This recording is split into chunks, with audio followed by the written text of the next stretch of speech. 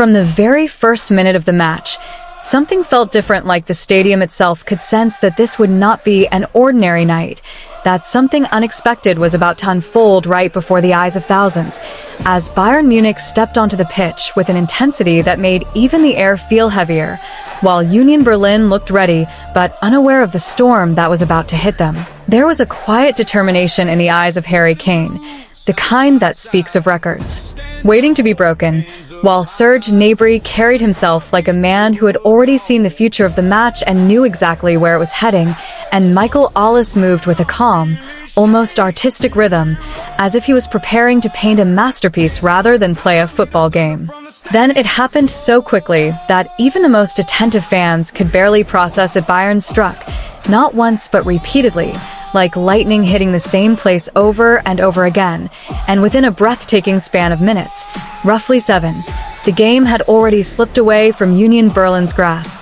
Gnabry ignited the chaos with a sharp, clinical finish that sent the crowd into a frenzy. And before Union could even reorganize themselves, he struck again, this time with even more confidence, as if daring anyone to stop him,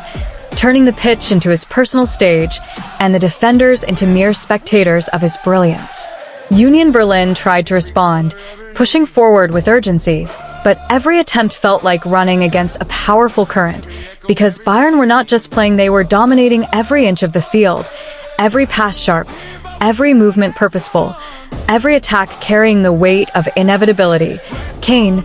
ever the predator in the box, found his moment and calmly added his name to the score sheet. A goal that wasn't just about skill but about presence, about reminding everyone why he is considered one of the most lethal forwards in modern football. Meanwhile, Ollis added a touch of magic to the night,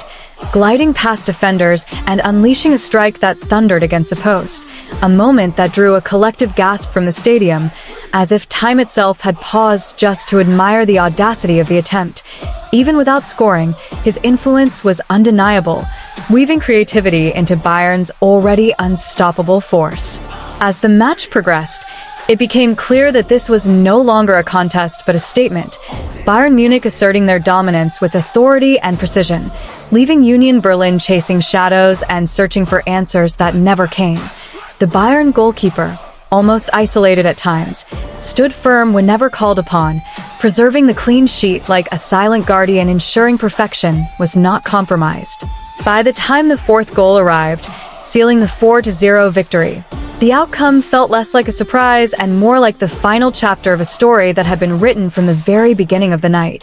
The fans erupted once more, not just in celebration of the scoreline, but in recognition of the performance they had witnessed, a display of power, speed, and ruthless efficiency. When the final whistle blew, Gnabry walked off as the undeniable hero, the man of the match, his 2 goals a reflection of both his talent and his hunger, while Kane continued his relentless pursuit of records, each goal bringing him closer to history, and Bayern Munich stood tall, not just as winners of a single match, but as a team marching steadily towards something greater, something historic. And as the lights dimmed and the stadium slowly emptied, one question lingered in the minds of everyone who had watched that night unfold: who, if anyone, can stop this Bayern Munich side that moves like a storm, strikes like lightning, and leaves nothing but silence in its wake?